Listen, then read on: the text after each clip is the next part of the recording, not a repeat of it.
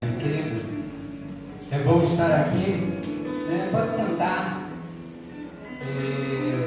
O pastor Alexandre, ele está em outra igreja, uma igreja que está sem pastor, e é costume da igreja batista, da denominação batista, algum pastor dar um auxílio a uma igreja até que ele tenha um outro pastor. Normalmente é um pastor interino, se chama pastor interino, para dar suporte a esse momento e uma sucessão pastoral.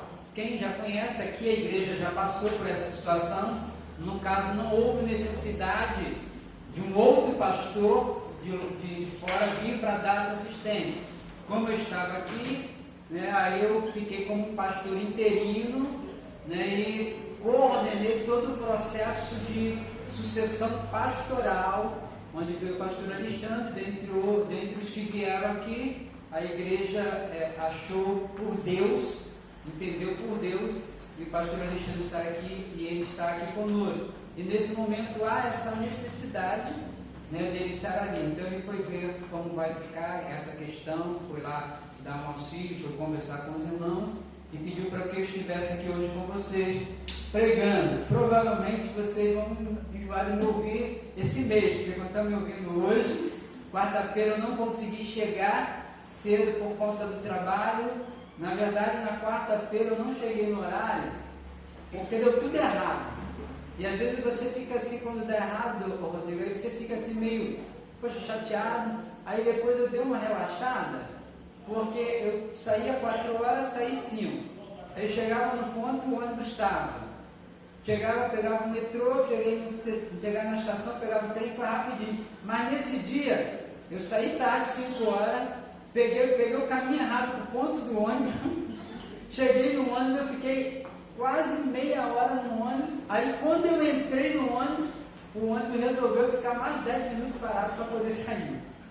Aí chego na estação, na central, a estação lotada. Aí eu vi um segundo trem, ainda assim vi em pé, e cheguei até aqui umas 8 horas mais ou menos, mas eu preferi que o pastor Alexandre desse continuidade. E nessa quarta-feira a gente vai estar podendo ministrar também com vocês a palavra do Senhor, que a gente está lendo o livro do profeta Samuel, e vai estar compartilhando. E hoje, né, Deus colocou no meu coração para compartilhar com vocês sobre a reforma.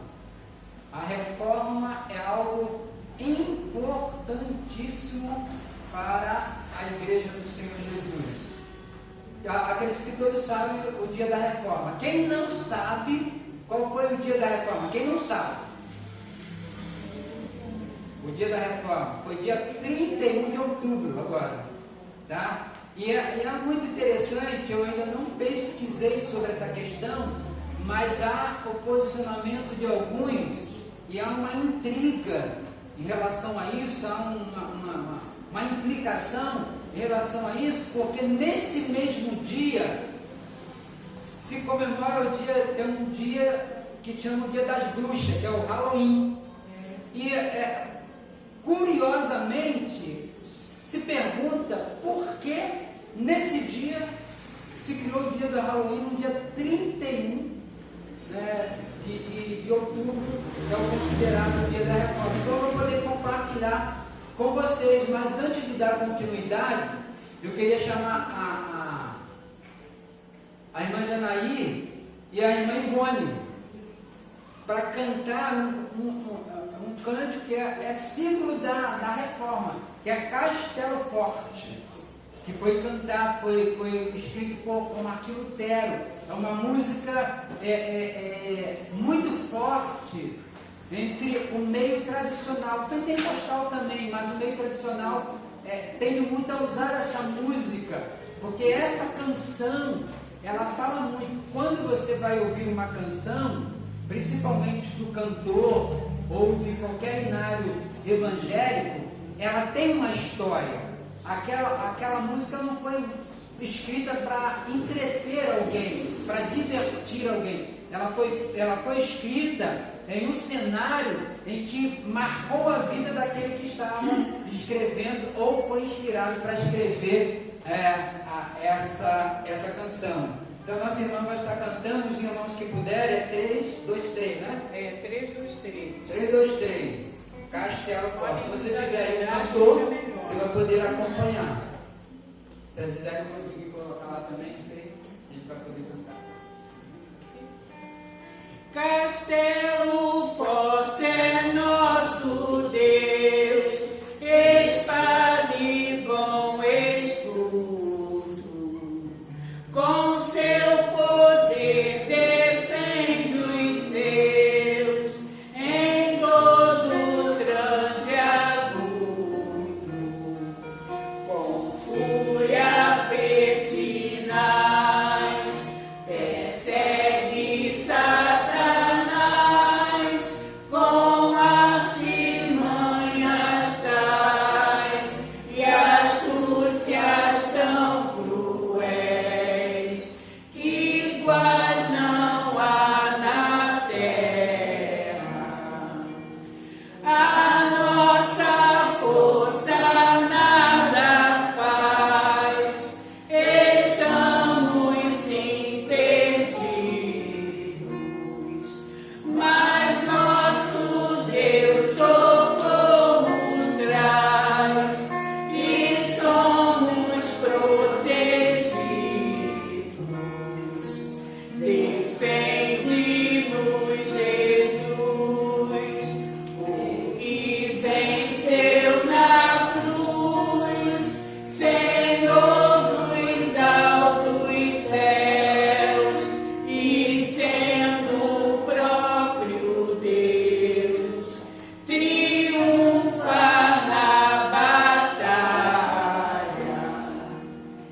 Se nos quisessem devorar, demônios não contados, não nos podiam assustar, nem somos derrotados. O grande acusador dos servos do Senhor já condenado está, vencido cairá por uma só palavra. Sim, que a palavra ficará, sabemos com certeza, e nada nos assustará, com Cristo por defesa. Se temos de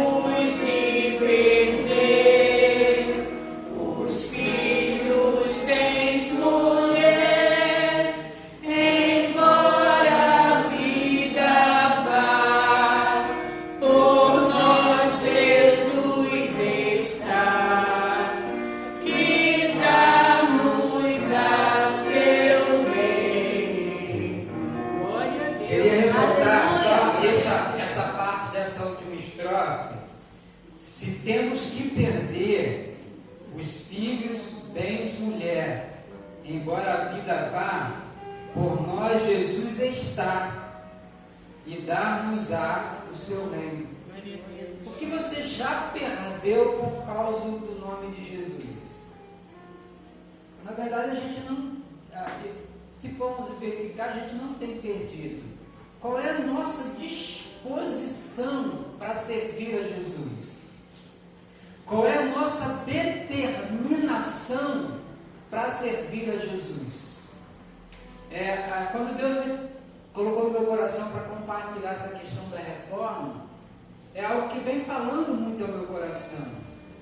E vem falando assim, o que a gente tem perdido hoje? Não, pastor Carlos, eu tenho que perder? Não é que eu tenha que perder, eu tenho que estar disposto a, se necessário for, perder em nome de Jesus. Amém? Vamos orar mais uma vez, feche seus olhos, em nome de Jesus. Pai, muito obrigado por estar neste lugar. Muito obrigado pela oportunidade que tu nos concede de compartilhar a tua palavra, compartilhar também de um tema que é extremamente relevante, Senhor, para a tua igreja. Ó Deus, nós queremos poder entender um pouco mais sobre a reforma e que tu venha falar aos nossos corações, ministrar aos nossos corações, que tu venha, Senhor, fortalecer a nossa fé e que venhamos sair daqui, Senhor, com mudanças de pensamento, de comportamento e mais certo daquilo, ó Deus, que cremos, mais certo daquilo que servimos, para a glória e honra do teu nome, em nome de Jesus, amém. Obrigado, irmãs. Vamos abrir a nossa Bíblia em Atos capítulo 2. Atos capítulo 2.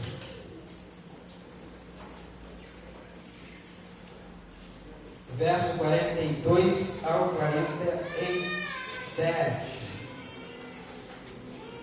O tema da nossa mensagem é a reforma, baseada na reforma protestante. Bem, querido, abriram Atos capítulo 2, do verso 42 ao 47. Mesmo sentado, mas com reverência. E perseveravam na doutrina dos apóstolos, na comunhão e no partir do pão e nas orações. E em toda a alma havia temor e muitas maravilhas e sinais que faziam pelos apóstolos.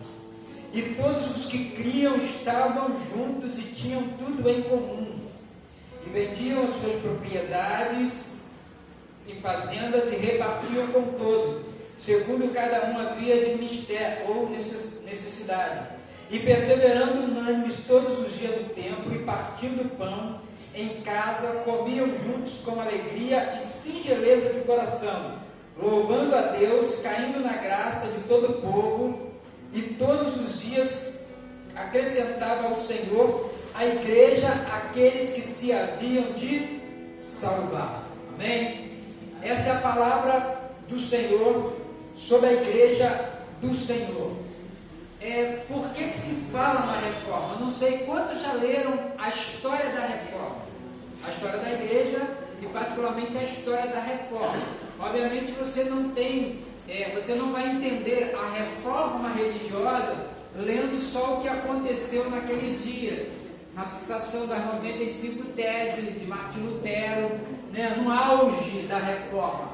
Mas a reforma ela veio acontecendo alguns anos anterior ao cume da reforma, né, ao ápice da reforma, né, quando a reforma chegou no seu auge, eu digo que foi Martim Lutero, ou as indulgências, foi um pingo no balde d'água para derramar, né, e desencadear a reforma. Nós temos entre os reformadores, o mais conhecido, que é conhecido popularmente pelos cristãos e não cristãos, é Martim Lutero, mas nós temos o Jonas Bulger, temos Thomas, temos o Zwingli e temos Felipe Melanchthon, temos o Calvino e Jan Hus. Jan Hus, ele viveu um pouco antes de Martim Lutero e ele foi morto porque ele defendia a mesma ideia que Martim Lutero defendia, ou a mesma ideia que os reformadores defendiam. Martim Lutero, eu posso dizer que ele foi um privilegiado usado por Deus para dar um desencadeamento mais volumoso na questão da reforma. Mas por que a reforma? Nós lemos um texto que fala da igreja inicial no capítulo de Atos. Quando nós lemos esse texto é um texto clássico para falar de comunhão, para falar de poder, da igreja maravilhosa. E essa igreja, ela caminhou nesse formato por um determinado tempo. O que aconteceu com a igreja? Lembra do texto? Essa é a minha conclusão em relação ao conhecimento que eu tenho da história, ok, querido? Talvez alguém possa ter um outro conhecimento, mas uma das razões que eu acho que foi fortíssima na questão da reforma foi a questão do dinheiro, poder. Lembra o que Paulo escreve para Timóteo? Que o amor ao dinheiro é a raiz de todos os males.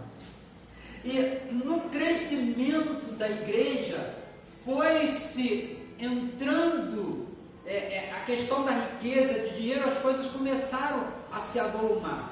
E a igreja, para você entender, a igreja ela começou a desviar do propósito original. O Evangelho de Cristo Jesus está escrito, você vai ver lá em Isaías capítulo 61, porque o Espírito do Senhor está sobre mim para pregar as boas novas, o quebrantado, quebrar cadeias e por aí vai. Quando Jesus ele leu o texto lá em Lucas capítulo 4, Jesus no cenáculo, junto com os fariseus principais daquela época, ele leu esse texto e ele fala, isso se cumpre nos dias de hoje. E ele mostra o propósito para o qual a igreja foi criada. A igreja ela foi criada especificamente para pregar o Evangelho de salvação de Cristo Jesus.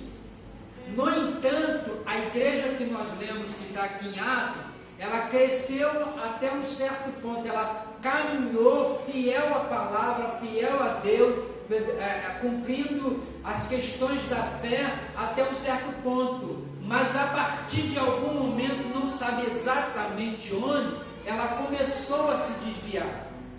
E o desvio, entenda isso, o desvio, ele não acontece bruscamente. Um retorno acontece. Como é que você faz um retorno? Quem dirige, o retorno normalmente é um 180, né? É 180 mesmo, né? Ou 300, 180, você faz um 180. Você faz um retorno. Você sai aqui, você faz um retorno. Você vira. O desvio já é diferente. O desvio, ele vem aqui e aos pouquinhos ele vai saindo. Sutilmente ele vai saindo. Quando se dá conta, ele já saiu totalmente da rota. E o ponto de desvio ficou muito lá atrás. Então a reforma ela aconteceu nessa situação em que a igreja do Senhor Jesus se desviou completamente, ou algumas pessoas se desviaram, aqueles que tinham a responsabilidade, a liderança da igreja na terra, eles se desviaram. Você já ouviu falar assim, a igreja católica é a primeira igreja, já ouviu muito isso, não já? Não existe isso, a igreja católica nunca foi, a igreja católica que existe hoje, nunca foi a primeira igreja. A primeira igreja foi essa igreja que nós lemos aqui no capítulo de Atos. O que acontece é que hoje você tem aquele grupo que se desviou e aquele grupo que retornou com a reforma, podemos dizer, foi colocado nos trilhos, aquilo que foi desviado. Por isso você tem a igreja evangélica e você tem a igreja católica. A igreja católica é aquele grupo que se desviou lá atrás. A igreja evangélica foi aquela que aderiu à reforma. É o que nós temos hoje. E que essa igreja, que nós temos hoje, ela ainda está em processo de um retorno, deu para entender? Aquele ponto que foi desviado. Conseguiu me entender? Porque ela saiu um tempo atrás. E como nós falamos, levou-se anos para que ela pudesse estar totalmente fora do caminho. E aí alguns homens vieram lutando contra esse desvio. Mas eles simplesmente, alguns foram mortos por conta disso. Chegando já no século XV, nos tempos de Martinho Lutero, se você for ver a história de Martinho Lutero, ele se converteu e logo depois ele ia ser advogado, sabia disso? Ele ia ser advogado, ele estava fazendo direito. Ele desistiu de fazer direito e foi fazer teologia. E não fazer teologia nas nos conflitos que ele tinha interno, ele teve um encontro com Deus. E ele foi descobrindo na palavra de Deus, ele foi descobrindo nas escrituras, né, a base do Evangelho. E ele conseguiu detectar que aquilo que estava sendo pregado nos dias dele, com aquilo que estava sendo disseminado nos dias dele, não condizia com a palavra de Deus, não condizia com as escrituras de Deus. E ele, eu digo que ele, impulsionado pelo Espírito Santo, ele foi suficientemente corajoso para lutar contra todo o sistema. E ele resistiu a tudo isso. Então, Martinho Lutero, ele surge nesse cenário. Alguns reformadores anteriores a ele, né, já vinham batendo nessa situação. E Martinho Lutero, ele pega esse cenário. E dentro desse cenário, ele faz o seguinte, ele luta, mas não é uma luta, não é uma briga passiva. A vida dele, todos os dias, corria um risco enorme. Ele foi ameaçado de morte várias vezes. Foi tentado se negociar com ele, tentaram negociar com ele para que ele pudesse voltar atrás naquele posicionamento que ele tinha, que ia contra a igreja da época, contra o posicionamento da liderança da igreja naquela época. E ele resolve então no dia 31 de outubro de 1517, ele vai e fixa na igreja do castelo de Wittenberg, né, as 95 teses. Agora é interessante, no dia 31, ele fixa isso. Olha a sabedoria e a inteligência, e eu posso dizer até o direcionamento de Deus. No dia 1º se comemora o que da Igreja Católica? Se eu não estou muito enganado, o que é? Dia de Todos os Santos, não é isso? Dia de Todos os Santos. Provavelmente, no dia 1º, ia-se muita gente lá na igreja. E ele fixou no dia 31, essas 95 teses que ele defendia, que era, podemos dizer, pilares do Evangelho de Cristo Jesus. Então, baseado, né, nessa situação ou desse tema da reforma, eu quero colocar para vocês 5 pilares que a gente tem ali, 5 pilares do Evangelho ou da reforma protestante, que também não deixa ser do Evangelho. Também quero ressaltar o seguinte: a reforma, ela aconteceu dentro de um cenário de mudança também cultural, industrial. Quando a gente estuda a história na escola, a gente vai aprender sobre isso. Tem um cenário cultural, econômico, industrial e religioso, que é o propriamente que a gente está falando. E no cultural, nessa questão da indústria também, foi inventado, nesse período se inventou a imprensa. Pastor Carlos, o que é relevante você falar sobre a invenção da imprensa? Eu estou preparando o sermão e lendo, pensando sobre isso. Olha como Deus, ele conduz a história. Ele conduz a história. Nós estudamos aqui há um tempo atrás, né, sobre a manifestação de Deus na história. E aí você, olha para mim aqui, não pense que Deus se manifesta apenas na história da igreja. Não, Deus se manifesta na história da humanidade. Vou repetir, Deus se manifesta na história da humanidade. Por quê? Porque Deus tem o controle de toda a história, seja ela secular, propriamente, como a gente fala, ou seja ela a história da igreja. Quer ver uma coisa? Quando a gente vai estudar um pouquinho a história de Roma, o domínio de Roma, quando foi que Jesus surgiu? Quando Roma dominava o mundo. Se você estudar um pouquinho sobre essa história, você vai conseguir entender como Deus age. A história bíblica, ela acontece paralelamente com a história secular. E na época de Roma, para que o império pudesse ter controle e domínio, se construiu estrada. Lembra daquela frase? Todos os caminhos levam a Roma. Porque se construiu estrada.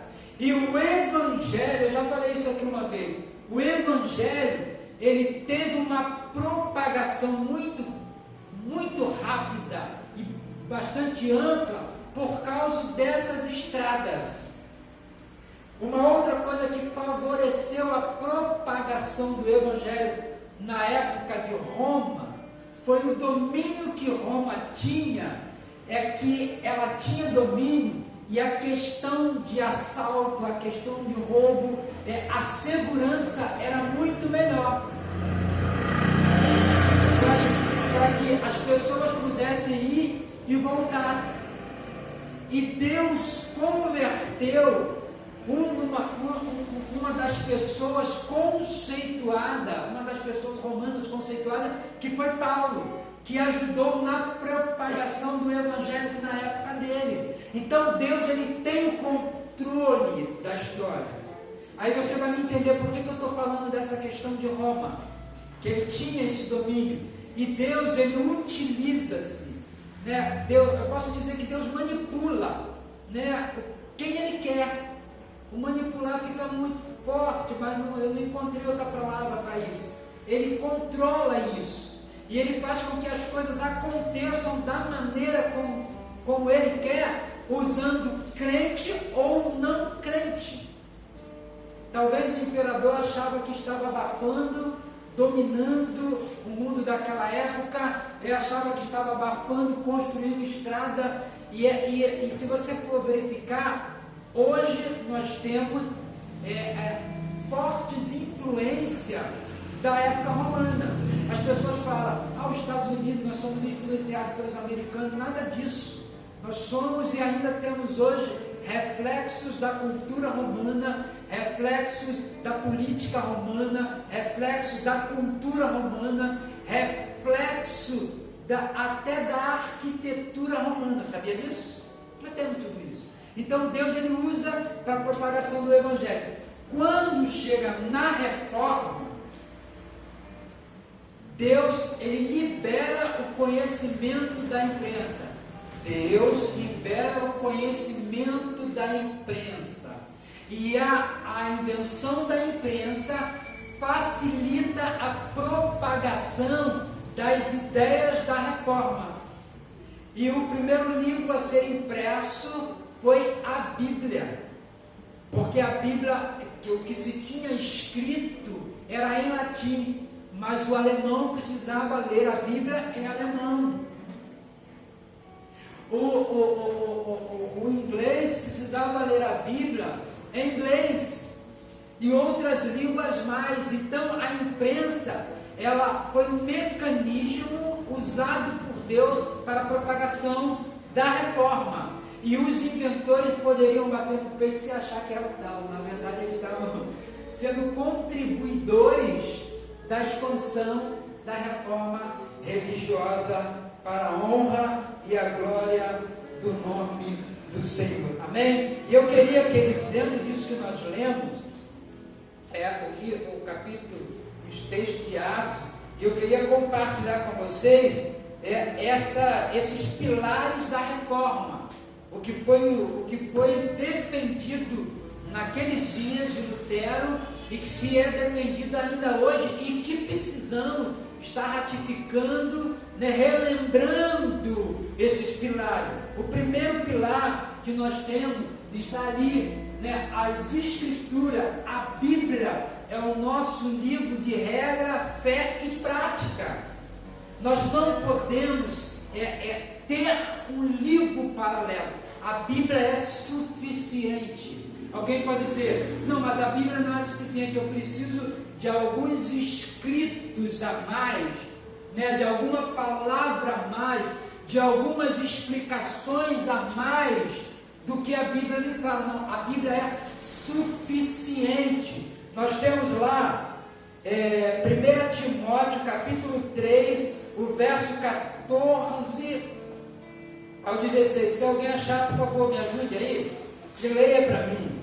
Uma outra pessoa vai ler 2 Pedro capítulo 1, verso 2. 3, versículo 16, 15, versículo 14, 15 e 16. 2 Timóteo, capítulo 3. Escrevo-te essas coisas esperando viver em breve, para que, se eu tardar, fiques ciente de como se deve proceder na casa de Deus, que é a igreja do Deus vivo, coluna e baluarte da verdade. Evidentemente, grande é o mistério da piedade. Não, 2 Timóteo. 2 Timóteo, capítulo 3. Então, acabou aqui de dizer. Isso. Tu, porém, permanece naquilo que aprendeste e de que foste inteirado, sabendo que quem o aprendeste. Ele que, desde a infância, sabe das sagradas letras, que podem tornar-te sábio para a salvação pela fé de Jesus Cristo. Ok. Continua. Toda a Escritura é inspirada por Deus e útil para o ensino, para a repreensão, para a correção, para a educação na justiça. Ok, agora lê 2 Pedro, capítulo 1, verso 20. Quem achar, por favor, me ajuda aí. Acima de tudo, porém, lembro disto: ninguém pode explicar por si mesmo uma profecia das Escrituras Sagradas. Ok, e agora Gálatas capítulo 1, verso 6 e 7. Gálatas capítulo 1, verso 6 e 7. Quem achar também pode ler, por favor.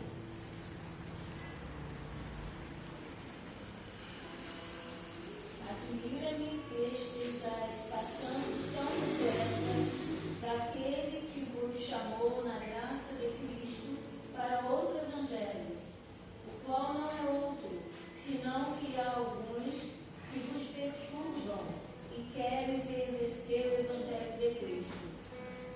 Amém? O 1 Pedro, eu falei capítulo 1, verso 20, não foi? Na verdade não é esse, mas é o texto que fala que nenhuma palavra, nenhuma escritura, nenhuma parte da escritura é de particular interpretação humana de homem, mas ela foi inspirada, homens inspirados por Deus escreveram a palavra. Então a Bíblia, ela é única, ela não precisa ser alterada. O que acontece é quando a gente tem comentários bíblicos. A Bíblia tem a Bíblia de estudo, ela tem um comentário. A Bíblia de estudo, o comentário da Bíblia, ela não é a palavra direta, ela é um comentário. E esse comentário pode estar correto ou não. Por isso a Bíblia ela é única. Então a palavra de Deus é única, aquilo que ela diz é o que ela diz. Mas por que houve a necessidade da reforma? Até hoje, querido, a Bíblia naquela época de Lutero, ela não prevalecia, e ainda hoje não prevalece, principalmente na questão da Igreja Católica. O que tem prevalecido é a palavra do Papa, e diante da Igreja Evangélica, o que tem que prevalecer não é a palavra do homem, é a palavra de Deus. Obviamente, a palavra do homem, como eu estou falando aqui, não é a minha palavra que tem que prevalecer. Se a minha palavra não estiver respaldada com a palavra de Deus, ela é anátema, ela tem que ser jogada fora. E Paulo, quando ele escreve aos Hebreus, ele diz que se um anjo vier do céu e propor alguma coisa além daquilo que está escrito, seja anátema. Ele disse, se um anjo vier do céu e trouxer algo diferente do que aquilo que nós temos hoje, seja anátema. Então, a Escritura é suficiente, somente a Escritura, a palavra de Deus é suficiente. Se alguém te apresentar algum outro escrito que está fora da palavra, dispense isso em nome de Jesus. Um outro pilar é Cristo. Cristo é suficiente. Na época das reformas, se apresentava vamos dizer assim, vários outros Cristos, né? Vários outros Salvadores, vários outros Messias, ou vários outros caminhos. Jesus disse: eu sou o caminho, a verdade e a vida. Cristo é suficiente. Eu não tenho necessidade, ou não se há necessidade, até porque não tem como haver salvação fora de Cristo Jesus. Ele é o único. Lá em Atos, capítulo, deixa eu ver se eu anotei aqui, Atos capítulo 4, o verso 8 a 12.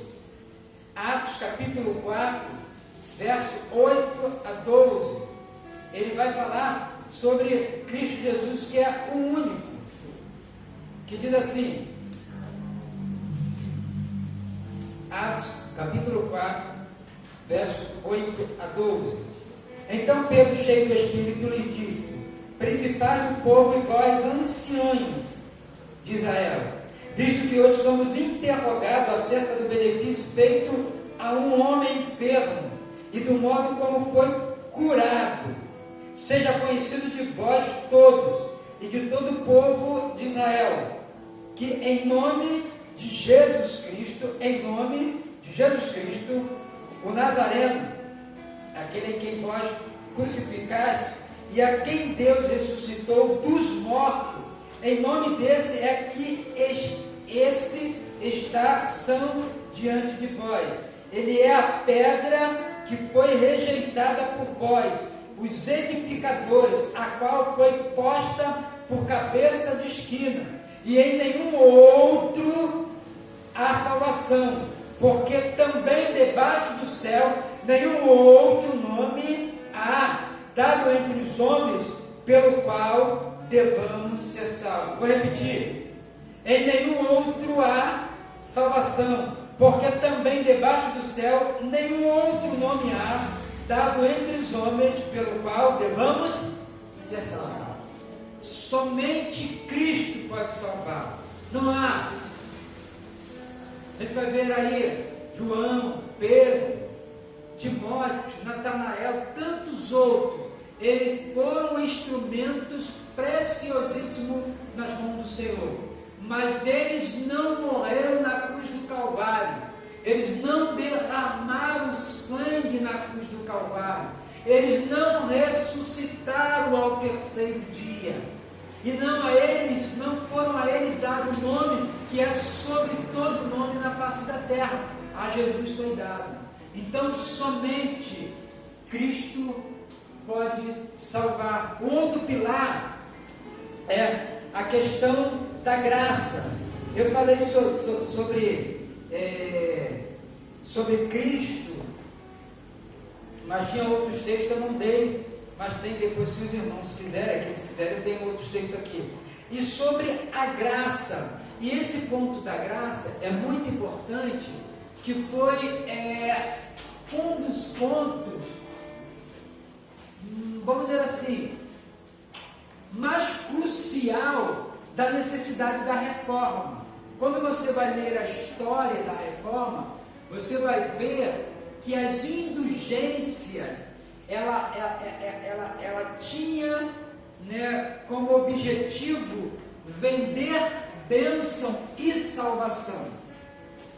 E o descaramento, eu posso dizer assim, se essa é a palavra correta, daqueles que vendiam indulgência, chegaram a antecipar, né, a venda o perdão pelos pecados que ainda não tinha sido cometido. Por exemplo, eu imagino que eu quero pecar até o final do ano. Então o que eu faço?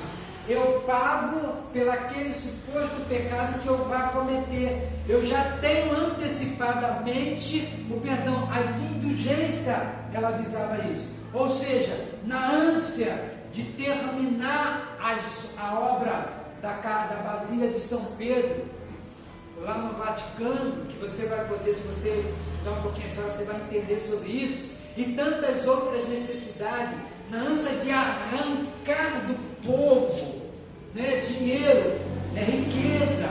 Se se criou e até hoje se cria alguns aparatos. E eu não quero aqui dar nome à igreja, mas hoje ainda temos isso acontecendo. Há pouco tempo eu não me inteirei, né, mas houve um pastor, uma igreja, né, grande, dessas que trabalham na linha da prosperidade, que estava vendendo alguma coisa para a cura da Covid-19. Eu não me inteirei muito sobre essa questão. Mas por quê? Porque era o mesmo pensamento daquela época.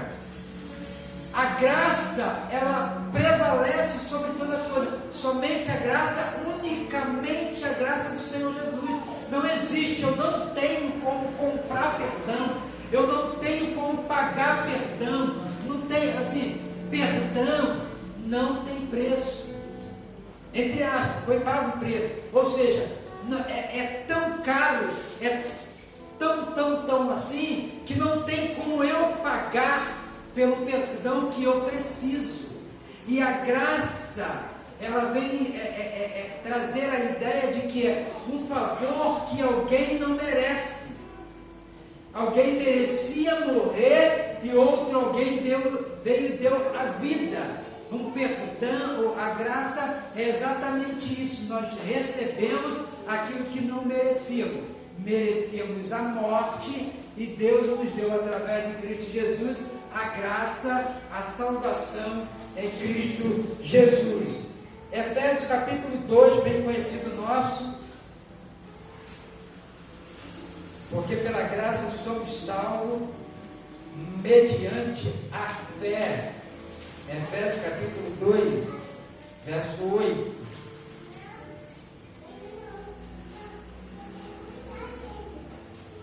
Porque pela graça sois salvos por meio da fé, e isto não vem de vós, é dom de Deus. É dom de Deus. Há aqueles que defendem a ideia das boas obras. Se você der uma continuidade na leitura desse texto que nós lemos, não vem de obra para que ninguém se glorie, porque somos feituras suas criadas em Cristo Jesus para as boas obras. É o contrário, nós fomos salvos por conta de ser salvos. Eu faço boas obras. Nós somos salvos para as boas obras. Não faço boas obras para ser salvo. Há uma linha religiosa que defende essa ideia da caridade. E aí você vai ver que você vai entender que há injustiça. Eles não conseguem te explicar, pelo menos nunca me conseguiram me explicar como é que isso acontece. Por exemplo, a reencarnação. Na ideia da reencarnação, eu tentei buscar explicação, eu não consegui entender, talvez não haja realmente explicação, é que se a ideia da reencarnação fosse verdade, o mundo seria hoje 1000 maravilhas. Porque se vem para melhorar, a tendência era, veio para pagar, né, o karma, vem pagar. Então já deveria ser pago. E a outra questão que não consegue me explicar, ou se alguém está me ouvindo conseguir me explicar, eu vou parar para ouvir a explicação. É a questão do número, da quantidade de pessoas. Não deveria se aumentar, deveria continuar ou diminuir, porque depois de chegar a um determinado grau, a pessoa seria levada para o céu e diminuiria. Então as obras elas não salvam, a caridade ela não salva. Não adianta a pessoa se auto-mutilar, se sacrificar para receber salvação. Não é pela graça em Cristo Jesus, mediante a fé em Cristo Jesus. Nós somos salvos pela graça. Agora, por ser muito simples, por ser simplesmente em crer na palavra, somente na palavra, por ser simplesmente tomar um posicionamento em relação à palavra que vai produzir fé, e eu vou tomar uma atitude em relação àquilo que eu creio, e eu confesso a Jesus. Romanos capítulo 10, ele vai falar sobre isso. A pessoa ela vai ouvir, isso vai desenvolver fé, crença, ela vai confessar e aí ela vai ser salva. confessar Jesus como Senhor e Salvador da sua vida. O outro pilar é fé, né? O outro pilar da reforma é fé. Romanos capítulo 3, isso foi muito forte, muito defendido por Paulo, claro que está escrito, e também por Lutero na época da reforma. Romanos capítulo 3, verso 21 ao 28, por favor, alguém leia para mim?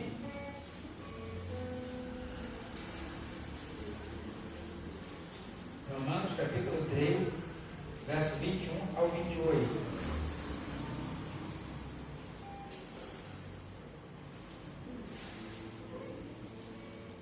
Ninguém quer ler? Então vou ler.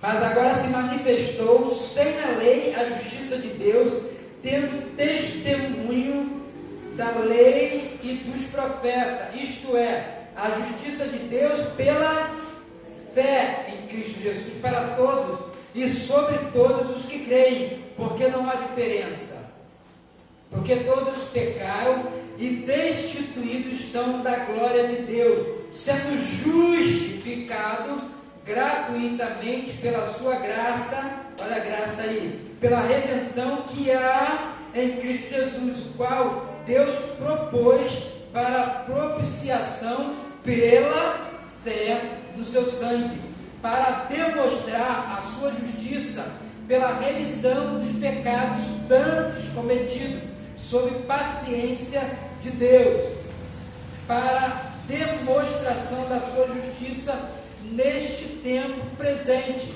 para que ele seja justo e justificador daquele que tem fé. Repetindo, para que ele seja justo e justificador daquele que tem fé em Cristo Jesus. Onde está logo a jactância? Excluída. Por qual lei? Das obras? Não, mas pela lei da fé. Concluímos, pois, que o homem é justificado pela fé, sem as obras da lei. O homem é justificado pela fé. E aí é onde eu defendo, baseado nessa palavra e outros textos mais, que Deus é extremamente justo. Eu não vou extremamente, eu vou dizer, Deus é justamente justo. É uma redundância, mas seria isso realmente a colocação. Por que Deus é justo? Vou dizer por quê.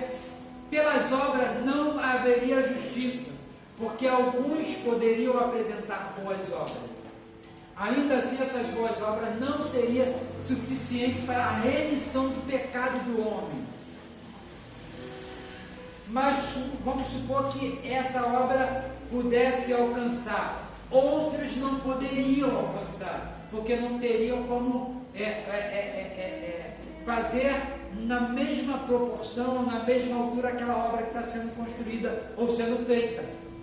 A fé é possível ao rico, ao pobre, ao homem, à mulher, quem vive aqui, quem vive no Japão. A fé é acessível ao coração de todo ser humano. Por isso eu considero a fé a forma mais justa de que Deus estabeleceu para a salvação do homem. E aí nós somos justificados pela fé. E alguém vem dizer, o cara fez isso aqui, ele pintou e bordou, agora ele é salvo? É salvo se ele tiver fé em Cristo Jesus, porque ele é justificado não pelaquilo que ele faz, não pelaquilo que ele pode pagar, porque não pode pagar, essa é a verdade, ou pelaquilo que ele pensa que pode pagar materialmente falando, porque não pode, mas pelaquilo que ele crê na palavra, ele crê na graça, ele crê em Cristo Jesus, ele tem essa fé.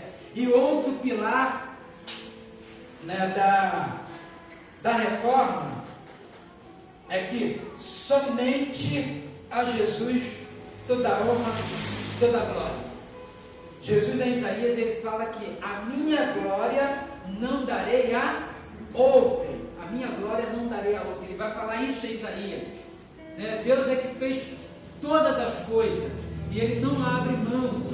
E nesses dias a gente ouviu alguém explicando, não sei se foi na escola dominical, E eu me interessei, fiquei curioso, e aquilo penetrou no meu coração de forma diferente. Eu não sei quem falou, e falou sobre o cântico das estrelas, do universo.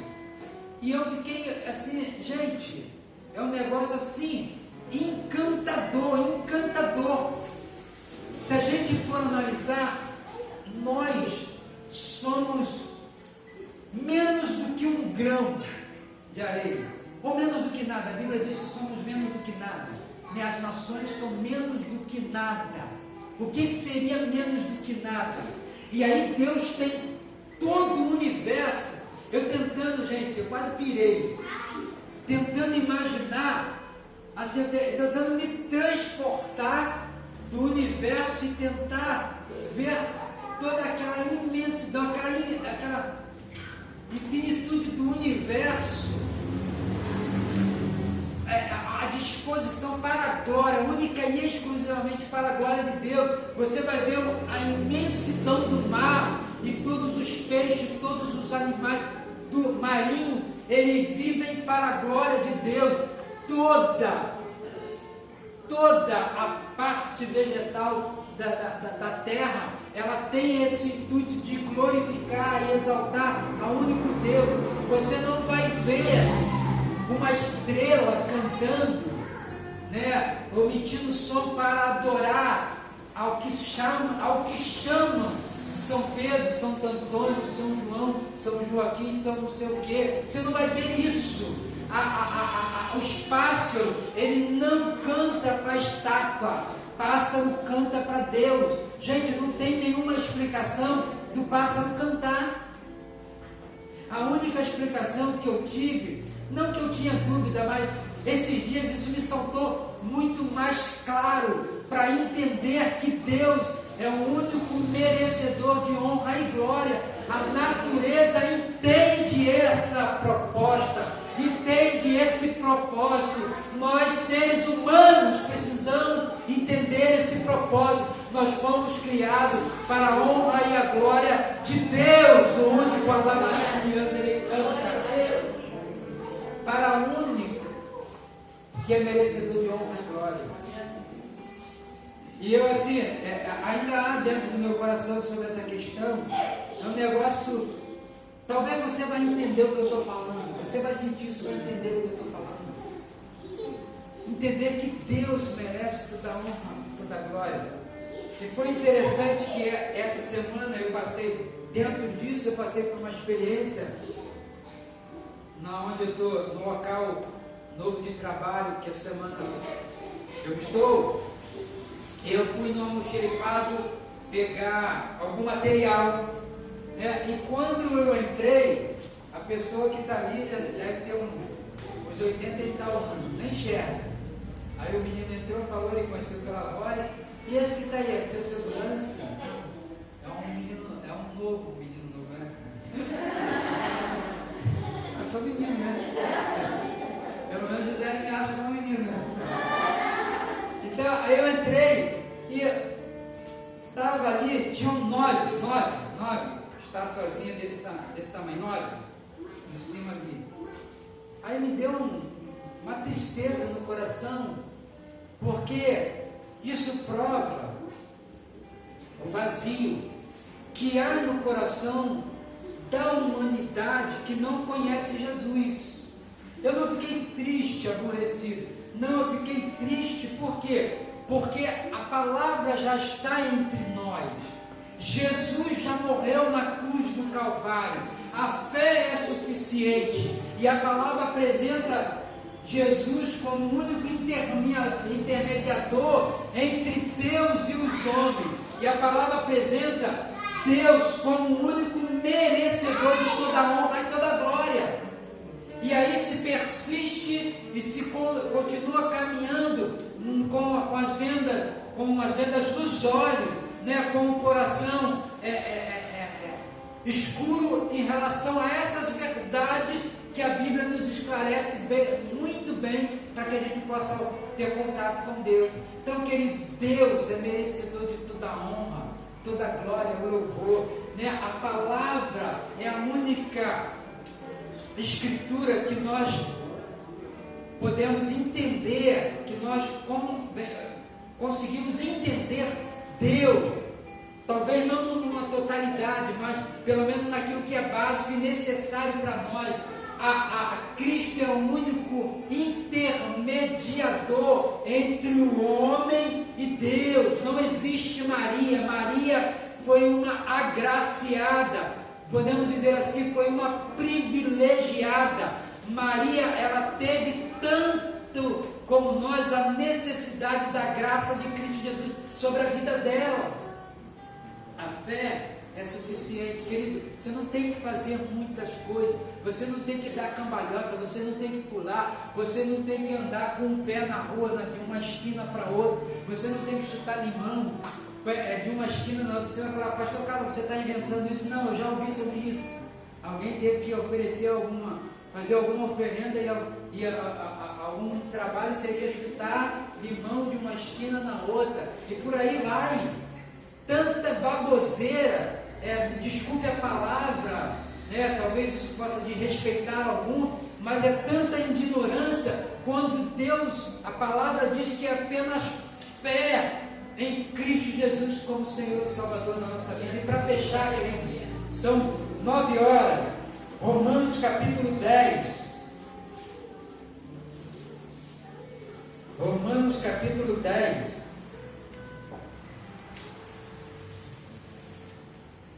Versículo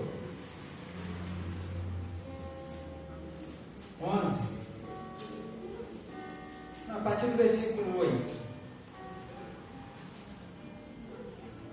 até o versículo 15, para finalizar. Mas que diz: a palavra está junto de ti, na tua boca, no teu coração, isto é, a palavra da fé que pregamos, a saber se com a tua boca confessares ao Senhor Jesus e em teu coração creres que Deus o ressuscitou dentre os mortos, serás salvo, visto que com o coração se crê para a justiça, aí entra a fé, e com a boca se faz confissão para a salvação. Porque a Escritura diz: todo aquele que nele crê não será confundido, porquanto não há diferença entre judeus e gregos, porque um mesmo é o Senhor de todos, rico para todos os que invocam, porque todo aquele que invocar o nome do Senhor será salvo. Todo aquele que invocar o nome do Senhor será salvo. Como, pois, invocarão aquele em quem não creram? E como crerão naquele em que não ouviram? E como ouvirão se não há quem pregue? E como pregarão se não forem enviados? Aí, como está escrito, conformosos são os pés dos que anunciam coisas boas, que anunciam coisas de paz. Essa não é a desculpa nossa. E também não é a desculpa de você que está nos ouvindo, pelos canais que temos aí de comunicação. Porque a palavra está perto de ti, na tua boca e no coração. Se hoje creres, fé, confessar Cristo único, pela graça, serás salvo em Cristo Jesus. A palavra está perto, não tem desculpa, eu não tenho que fazer, é simples assim. Eu já até compartilhando com o irmão, eu até escrevi aqui: desprovido de qualquer emoção, razão, a palavra está aqui, desprovido de qualquer aparatos que possa cortar esse momento. Você pensa, e você é capaz de pensar, raciocinar, e a fé, ela é racional, crê na palavra. Amém? Que Deus possa nos abençoar, que você possa sair daqui pensando nesses pilares, e fortalecendo a tua fé em Cristo Jesus no Evangelho. Amém? Vamos ficar de pé, vamos orar.